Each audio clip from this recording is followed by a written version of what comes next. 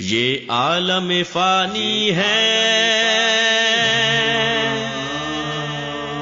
ایک روز فنا ہوگا، وہ وقت بھی آئے گا جب حشر بپا ہوگا۔ الحمدللہ وکفا وسلام علی عبادہ الذین اصطفیٰ، اشہد ان لا الہ الا اللہ وحدہ لا شریک لہ واشہد ان محمدا عبدہ ورسولہ صلی اللہ علیہ وآلہ وسلم۔ اللہم صل علی محمد وعلی آل محمد کما صلیت علی ابراہیم وعلی آل ابراہیم انک حمید مجید۔ اللہم بارک علی محمد وعلی آل محمد کما بارکت علی ابراہیم وعلی آل ابراہیم انک حمید مجید۔ اما بعد، ناظرین کرام، علامات قیامت کے حوالے سے ہمارے پروگرامات کا سلسلہ جاری ہے، اور آج کے پروگرام میں ہم حسب معمول کچھ مزید قیامت کی نشانیوں کے بارے میں گفتگو کریں گے۔ ناظرین کرام، جن نشانیوں کا تذکرہ جاری ہے ان میں سے کچھ تو وہ ہیں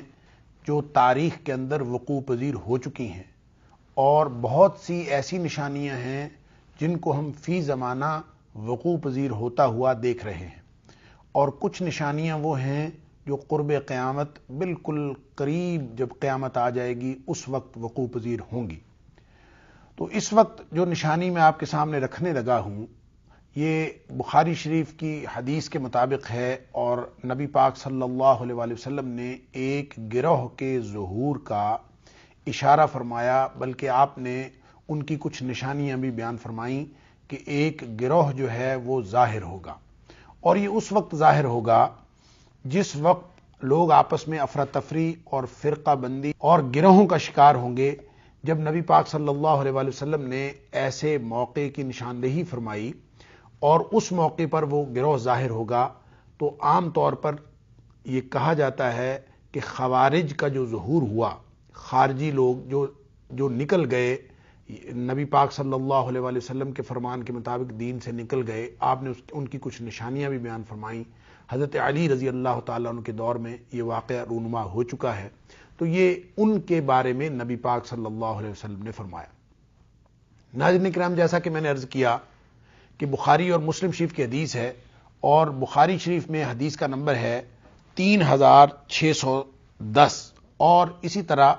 جو مسلم شریف ہے اس میں حدیث کا نمبر ہے 1064، اور یہ ایک ہی حدیث ہے، تھوڑے سے الفاظ کے اختلاف کے ساتھ۔ ہوا یوں کہ نبی پاک صلی اللہ علیہ وآلہ وسلم کسی موقع پر مال غنیمت تقسیم فرما رہے تھے، تو ایک شخص جس کا نام ذوالخویسرہ تھا وہ نبی پاک صلی اللہ علیہ وآلہ وسلم کے سامنے آیا، اور اس نے نبی پاک صلی اللہ علیہ وآلہ وسلم کو مال غنیمت تقسیم کرتے ہوئے کہا کہ اعدل یا رسول اللہ صلی اللہ علیہ وسلم، اللہ کے رسول انصاف کیجئے۔ نبی پاک صلی اللہ علیہ وآلہ وسلم حیران ہو گئے کہ یہ بدبخت کیا کہہ رہا ہے، تو آپ نے فرمایا کہ وَمَن يَعْدِلْ اِذَا لَمْ أَعْدِلْ، جب میں عدل نہ کروں، اگر میں انصاف نہیں کروں گا تو پھر دنیا میں کوئی ہے جو انصاف کرے گا؟ اللہ اکبر۔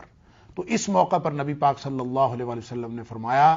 کہ وَقَدْ خِبْتُ وَخَسِرْتُ اِذَا لَمْ أَكُنْ أَعْدِلْ، کہ اگر میں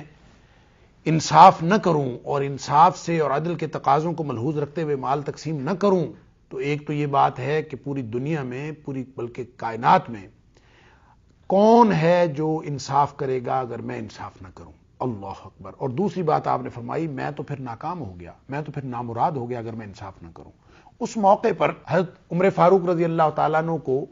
یہ خیال ہوا، اور آپ کو جوش اور طیش بھی آیا کہ میں اس شخص کی گردن اڑا دوں کہ اس نے نبی پاک صلی اللہ علیہ وسلم کی شان میں گستاخی کی ہے، اور نبی پاک صلی اللہ علیہ وآلہ وسلم نے ان کو منع فرما دیا، اور ساتھ ہی آپ نے پیشین گوئی فرمائی کہ قرب قیامت کچھ ایسے لوگ ہوں گے، یا بعد ازاں یعنی نبی پاک صلی اللہ علیہ وسلم کے بعد کچھ ایسے لوگ ظاہر ہوں گے۔ آپ نے فرمایا کہ قال دعہ، آپ نے فرمایا اس کو چھوڑ دیجئے، فإن لہ اصحابا، یہ ان لوگوں کا ساتھی ہے کہ جو ایسے ہوں گے یحقر احدکم صلاتہ مع صلاتہم وصیامہ مع صیامہم، کہ لوگ ایسی نمازیں پڑھیں گے کہ ان کو دیکھ کر آپ کو اپنی نمازیں حقیر محسوس ہوں گی، ایسے روزے رکھیں گے، ایسی شاندار وہ گویا دین کے احکام پر عمل کریں گے کہ آپ کو اپنے روزے جو ہیں وہ حقیر نظر آئیں گے۔ یقرؤون القرآن، اور قرآن بھی بہت پڑھیں گے، لیکن لا یجاوز تراقیہم، اور ان کا جو قرآن پڑھا ہوا ہے وہ ان کے گلے سے نیچے نہیں اترے گا، یعنی صرف حلق کے اوپر اوپر ہی پڑھیں گے، ان کے اوپر، جسم کے اوپر، ان کی روح کے اوپر قرآن کوئی اثر نہیں کرے گا۔ یمرقون من الدین، دین سے اس طرح نکل جائیں گے کما یمرق السہم من الرمیہ، جس طرح کمان سے تیر نکل جاتا ہے اس طرح وہ لوگ دین سے نکل جائیں گے، یعنی نمازیں پڑھنے کے باوجود، روزے رکھنے کے باوجود، قرآن پڑھنے کے باوجود لوگ دین سے خارج ہو جائیں گے۔ پھر نبی پاک صلی اللہ علیہ وآلہ وسلم نے فرمایا کہ جیسے تیر لگتا ہے اور کسی جانور کے پار ہو جاتا ہے، اور اس کی آپ نے تشریح فرمائی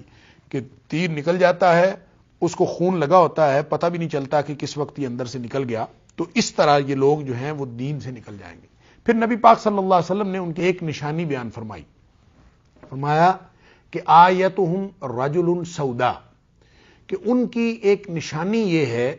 کہ ایک آدمی ہوگا سیاہ فام ان کے اندر، اور اس کا بازو کٹا ہوا ہوگا۔ فرمایا احدى اعضدیہ مثل ثدی المرأة او مثل البدعة تدردر، یعنی اس کا جو ایک بازو ہے دایاں یا بایاں ایک بازو کٹا ہوا ہوگا،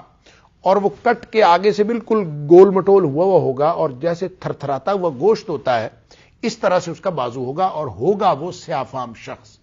یہ نبی پاک صلی اللہ علیہ وسلم نے نشانی بیان فرمائی کہ جب یہ لوگ پیدا ہوں گے جن کی نمازیں، جن کے روزے آپ کو بڑے اچھے معلوم ہوں گے، لیکن وہ لوگ دین سے نکل چکے ہوں گے۔ ناظرین کرام،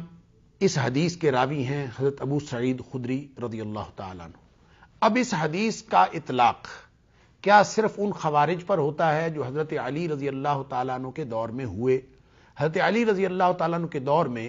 جب جنگ صفین ہوئی حضرت امیر معاویہ رضی اللہ تعالیٰ عنہ کے خلاف، تو اس جنگ صفین کے موقع پر صلح کی ایک صورت یہ نکلی کہ تحکیم قبول کر لی جائے۔ تحکیم سے مراد یہ ہے کہ ثالثی قبول کر لی جائے، دو ثالث بنا دیے گئے، حضرت عمر بن العاص رضی اللہ تعالیٰ عنہ اور حضرت ابو موسیٰ اشعری رضی اللہ تعالیٰ عنہ۔ حضرت علی رضی اللہ تعالیٰ عنہ کی طرف سے حضرت ابو موسیٰ اشعری رضی اللہ تعالیٰ عنہ تھے، اور حضرت امیر معاویہ رضی اللہ تعالیٰ عنہ کی طرف سے حضرت عمر بن العاص رضی اللہ تعالیٰ عنہ تھے۔ یوں جب تحکیم قبول ہوئی اور حضرت علی رضی اللہ تعالیٰ عنہ جنگ صفین سے فارغ ہو کر کوفہ کی طرف تشریف لا رہے تھے کہ راستے میں حضرت علی رضی اللہ تعالیٰ عنہ کی فوج میں سے کچھ لوگ الگ ہو گئے۔ وہ کتنے تھے اس کے بارے میں بعض روایات میں آتا ہے کہ وہ 8,000 تھے، اور بعض روایات میں 16,000 تک ان کی تعداد آتی۔ یہ لوگ حضرت علی رضی اللہ تعالیٰ عنہ کی فوج سے الگ ہو گئے، آپ ہی کی فوج کا حصہ تھے، لیکن یہ الگ ہو گئے، اور انہوں نے کہا کہ یہ تحکیم قبول کر کے حضرت علی رضی اللہ تعالیٰ عنہ نے درست فیصلہ نہیں کیا بلکہ گناہ کبیرہ کا ارتکاب کیا ہے۔ یوں انہوں نے اس عقیدے کا اظہار کیا کہ گناہ کبیرہ کا مرتکب کافر ہوتا ہے، اور حضرت علی رضی اللہ تعالیٰ عنہ پر نعوذ باللہ من ذالک انہوں نے کفر کا فتویٰ لگا دیا، اور پھر آہستہ آہستہ یہ اپنے عقائد کے اندر اس قدر متشدد ہو گئے کہ جو لوگ گناہ کبیرہ کے مرتکب کو کافر نہ کہیں یہ ان کو بھی کافر کہتے تھے۔ یوں ان کے خیال میں حضرت علی رضی اللہ تعالیٰ عنہ، حضرت امیر معاویہ رضی اللہ تعالیٰ عنہ، حضرت عمر بن العاص رضی اللہ تعالیٰ عنہ اور جتنے صحابہ کرام اس تحکیم کے معاملے کے اندر موجود تھے، ان کے خیال میں ان سب نے کفر کا ارتکاب کیا تھا، اور جو لوگ ان کو کافر نہیں سمجھتے وہ بھی ان کے خیال میں کافر تھے۔ یہ ہے وہ خوارج کا گروہ ناظرین کرام جس کے بارے میں حضرت ابو سعید خدری رضی اللہ تعالیٰ عنہ کی اس روایت کے مطابق نبی پاک صلی اللہ علیہ وآلہ وسلم نے پہلے ہی خبر دے دی تھی ذوالخویسرہ کے سوال پر۔ اب ناظرین کرام، کچھ لوگوں کا خیال یہ ہے کہ یہ گروہ اس طرح کی خصوصیات رکھنے والا کہ وہ ان کی نمازیں اچھی ہوں، ان کے روزے اچھے ہوں، ان بظاہر وہ بڑے اچھے مسلمان ہوں، اور یہ کسی بھی دور میں پیدا ہو سکتے ہیں اور یہ دیگر مسلمانوں کے اوپر کفر کے فتوے لگا سکتے ہیں۔ جب ایسے لوگ پیدا ہوں گے اور وہ دوسرے مسلمانوں کے اوپر کفر کے فتوے لگا رہے ہوں گے تو ان لوگوں پر بھی وہی حکم لاگو ہوگا جو خوارج کا حکم حضرت ابو سعید خدری رضی اللہ تعالیٰ کی اس روایت میں نبی پاک صلی اللہ علیہ وسلم نے لگایا۔ سوچنے کی بات یہ ہے کہ نبی پاک صلی اللہ علیہ وآلہ وسلم نے جو نشانی بیان فرمائی، اگر تو وہ نشانی ان میں موجود ہو تو پھر یہ اہل خوارج والا یہ حکم سب کے اوپر بعد ازاں بھی لگایا جا سکتا ہے۔ جبکہ حضرت ابو سعید خدری رضی اللہ تعالیٰ عنہ فرماتے ہیں کہ میں اس وقت موجود تھا جس وقت نبی پاک صلی اللہ علیہ وآلہ وسلم نے یہ بات ارشاد فرمائی، اور میں اس وقت بھی موجود تھا جب حضرت علی رضی اللہ تعالیٰ عنہ کی خوارج کے خلاف جنگ ہوئی، جنگ نہروان۔ اس موقع پر یہ بھی اسی حدیث کے اندر موجود ہے کہ وہ فرماتے ہیں میں اس موقع پر بھی موجود تھا، بلکہ صرف فرماتے نہیں ہیں بلکہ کہتے ہیں میں گواہی دیتا ہوں۔ فرمایا قال ابو سعید فاشہد، یہ بخاری شریف اور مسلم شریف دونوں میں الفاظ ہیں ناظرین کرام، فاشہد انی سمعت ھذا الحدیث من رسول اللہ صلی اللہ علیہ وسلم، فرماتے ہیں میں گواہی دیتا ہوں کہ میں نے یہ حدیث نبی پاک صلی اللہ علیہ وآلہ وسلم سے خود سنی۔ پھر واشہد، اور میں اس بات کی بھی گواہی دیتا ہوں ان علی بن ابی طالب، حضرت علی بن ابی طالب رضی اللہ تعالی عنہ قاتلہم، ان کے ساتھ آپ نے جنگ فرمائی، وہی جنگ نہروان جس کا میں نے ابھی ذکر کیا، آپ نے ان کے ساتھ جنگ فرمائی۔ یعنی ابو سعید خدری رضی اللہ تعالیٰ عنہ جو اس حدیث کے راوی ہیں، جو خصوصیات بتا رہے ہیں کہ ایسی خصوصیات رکھنے والے خوارج پیدا ہوں گے، وہ فرماتے ہیں کہ میں گواہی دیتا ہوں کہ میں نے خود نبی پاک صلی اللہ علیہ وسلم سے یہ سنی، اور میں یہ بھی گواہی دیتا ہوں کہ جن کے خلاف حضرت علی رضی اللہ تعالیٰ عنہ نے مقاتلہ کیا، جنگ کی، یہ وہی لوگ تھے۔ اور پھر آپ فرماتے ہیں وَأَنَا مَعَهُمْ، جب حضرت علی رضی اللہ تعالیٰ عنہ ان کے خلاف لڑ رہے تھے تو میں حضرت علی رضی اللہ تعالیٰ عنہ کے گروہ میں ان کے ساتھ تھا۔ فَأَمَرَ بِذَلِكَ الرَّجُلُ، اب ظاہر ہے کہ جو بھی لوگ ایسے پیدا ہوں گے ان میں نشانی تو پھر وہ ہونی چاہیے جو نبی پاک صلی اللہ علیہ وآلہ وسلم نے بیان فرمائی۔ وہ نشانی کیا تھی؟ سیاہ فام کٹے بازو والا شخص جس کا بازو جو ہے خاص نوعیت کا، نبی پاک صلی اللہ علیہ وآلہ وسلم نے اس کی خاص نشانی بیان فرمائی۔ اب حضرت ابو سعید خدری رضی اللہ تعالیٰ فرماتے ہیں کہ جب جنگ مکمل ہو چکی، حضرت علی رضی اللہ تعالیٰ نے حکم دیا فَأَمَرَ بِذَلِكَ الرَّجُلُ، اس آدمی کو ڈھونڈنے کا آپ نے حکم صادر فرمایا۔ فَالْتُمِسَ فَأُتِيَ بِهِ، اور پھر حضرت ابو سعید خدری رضی اللہ عنہ فرماتے ہیں وہ آدمی مل گیا، اور تلاش کیا گیا اور وہ آدمی مل گیا، اور وہ لا کے سامنے حضرت علی رضی اللہ تعالیٰ کے سامنے رکھا گیا۔ اور حضرت ابو سعید خدری رضی اللہ تعالیٰ فرماتے ہیں حتی نظرت الیہ، میں نے خود اس شخص کو دیکھا، یعنی میں خود اس شخص کو دیکھا، علی نعت النبی الذی نعتہ، وہ جو خصوصیت نبی پاک صلی اللہ علیہ وآلہ وسلم نے اس کی بیان فرمائی تھی، میں نے اس کے مطابق اس کو جانچا کہ واقعی یہ وہ شخص ہے کہ نہیں، اور میں نے اس کو نبی پاک صلی اللہ علیہ وسلم کی بتائی ہوئی خصوصیات کے عین مطابق پایا کہ یہ وہی شخص تھا جس کے بارے میں نبی پاک صلی اللہ علیہ وسلم نے بیان فرمایا۔ ناظرین کرام، اس سے یہ بات ثابت ہوئی کہ خوارج کا ظہور جو حضرت علی رضی اللہ تعالیٰ عنہ کے دور میں ہو چکا، نبی پاک صلی اللہ علیہ وآلہ وسلم نے جس فتنے کی طرف اور جس علامت قیامت کی طرف اشارہ فرمایا تھا کہ لوگ پیدا ہوں گے، متفق علیہ اس حدیث کے اندر ان سے مراد وہی خوارج ہیں جو حضرت علی رضی اللہ تعالیٰ عنہ کے دور میں پیدا ہو گئے۔ کوئی شخص کسی بھی گروہ پر ان کی نمازوں کو دیکھ کر یا ان کے روزوں کو دیکھ کر یا ان کے قرآن کو دیکھ کر یہ فتویٰ صادر نہیں کر سکتا کہ خوارج والا فتویٰ جو ہے وہ تاریخ کے کسی بھی دور میں کسی بھی حصے میں زمان و مکان کی حدود سے بالاتر ہو کر وہ کسی بھی گروہ پر فتویٰ لگایا جا سکتا ہے، اس لیے کہ یہ نبی پاک صلی اللہ علیہ وآلہ وسلم کا حکم خاص تھا، خاص گروہ کے بارے میں تھا، خاص نشانیاں اس کے اندر بیان ہوئیں، اور یہ بھی ذہن میں رہے کہ وہ خوارج وہ تھے جن کے مقابلے میں حضرت علی رضی اللہ تعالی عنہ، حضرت امیر معاویہ رضی اللہ تعالی عنہ اور جلیل القدر صحابہ کرام موجود تھے۔ اور آج 15ویں صدی ہجری اور 21ویں صدی کے اندر اگر ہم کسی گروہ پر خوارج ہونے کا فتویٰ لگائیں بھی تو ہمیں یہ ذہن میں رکھنا چاہیے کہ ان کے مقابلے میں کون ہیں، کیا وہ جلیل القدر صحابہ کرام والی خصوصیات رکھتے ہیں جو ہم اس نشانی کو ان کے اوپر لاگو کرتے رہیں؟ یقیناً نہیں رکھتے۔ اس لیے ایسے فتووں سے ہمیں بہر صورت احتراز کرنا چاہیے۔ نبی پاک صلی اللہ علیہ وسلم کی بیان کردہ نشانیاں خوارج کے ظہور پر مکمل ہوئیں جو حضرت علی رضی اللہ تعالیٰ عنہ کے دور میں ہوا تھا۔ اس کے علاوہ ناظرین کرام، ایک اور نشانی قیامت کی جو نبی پاک صلی اللہ علیہ وآلہ وسلم کے بہت سارے فرامین سے ظاہر ہوتی ہے۔ اگرچہ لمبا موضوع ہے، میں کوشش کروں گا کہ اس کا بنیادی تعارف آج کے پروگرام میں رکھ دیا جائے، اور اس کی تفصیلات ہم انشاءاللہ اگلے پروگرام میں دیکھیں گے کہ وہ ہے نبی پاک صلی اللہ علیہ وسلم نے مختلف احادیث ہیں، آپ کے مختلف ارشادات ہیں جن سے ہم استفادہ کریں گے، اور وہ ہے جھوٹے نبیوں کا ظہور، کہ نبی پاک صلی اللہ علیہ وآلہ وسلم اس دنیا میں تشریف لائے اور آپ اس سلسلہ نبوت اور سلسلہ رسالت کے آخری نبی، اسی کو ختم نبوت کہتے ہیں، کہ نبی پاک صلی اللہ علیہ وآلہ وسلم اب قیامت تک آپ کی آمد کے بعد، آپ کی تشریف آوری کے بعد قیامت تک جو ہے نہ کوئی نبی آنے والا ہے، نہ کوئی رسول آنے والا ہے، نہ کوئی ذلی اور مروزی اور کسی بھی طرح کا کوئی بھی سابقے لاحقے لگا کر کسی بھی طرح کا کوئی نبی آنے والا نہیں۔ لیکن نبی پاک صلی اللہ علیہ وسلم نے ارشاد فرمایا، ایک بخاری شریف کی حدیث ہے کہ نبی پاک صلی اللہ علیہ وسلم فرمایا، لا تقوم الساعة حتى يبعث دجالون كذابون قریبا من 30، کہ 30 کے قریب دجال ہوں گے، اور یہ دجال یہاں دجل سے مراد، دجال وہ ہے جو دجل کرے، اور دجل سے مراد ہوتا ہے دھوکہ کرنے والا، تو دجالون سے مراد ہے دھوکے باز، کہ ایسے 30 کے قریب دھوکے باز ہوں گے، کذابون جو جھوٹے بھی ہوں گے، صرف دھوکے باز نہیں ہوں گے بلکہ وہ جھوٹے بھی ہوں گے، قریبا من 30، ان کی تعداد 30 کے قریب ہوگی۔ فرمایا کلہم یزعم انہ رسول اللہ، ان میں سے ہر شخص کا دعویٰ یہ ہوگا، ہر شخص کا گمان یہ ہوگا کہ وہ اللہ کا رسول ہے۔ ناظرین کرام، بخاری شریف کی حدیث ہے کتاب المناقب میں، اور 3609 حدیث کا نمبر، کہ 30 کے قریب نبی پاک صلی اللہ علیہ وسلم فرمایا دھوکے باز جھوٹے پیدا ہوں گے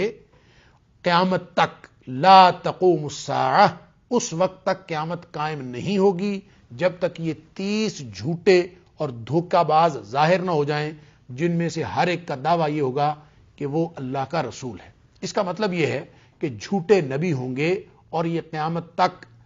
30 کے قریب ان کی تعداد ہوگی، یہ آتے رہیں۔ ظاہر ہے ایک لفظ دجال اس کے اندر ذکر ہوا ہے، تو دجال سے ہم سب کا خیال ایک اس شخصیت کی طرف جاتا ہے جو قرب قیامت ظاہر ہوگی، اور جس کو نبی پاک صلی اللہ علیہ وآلہ وسلم نے روئے زمین کا سب سے بڑا فتنہ قرار دیا ہے، اور قرب قیامت کی جو بڑی نشانیاں ہیں جن کا ذکر انشاءاللہ بعد میں ہوگا، ان میں سب سے بڑی نشانی جو ہے وہ دجال کا خروج ہے۔ لیکن وہ دجال الگ ہے یا اس کے ساتھ اس کا تعلق ہے، اس کے بارے میں بھی نبی پاک صلی اللہ علیہ وسلم نے ہماری رہنمائی فرمائی۔ ایک مسند احمد کی حدیث ہے کہ نبی پاک صلی اللہ علیہ وسلم نے فرمایا کہ واللہ لا تقوم الساعہ، اللہ کی قسم قیامت قائم نہیں ہوگی اس وقت تک حتی یخرج 30 کذابا، یہاں تک کہ 30 جھوٹے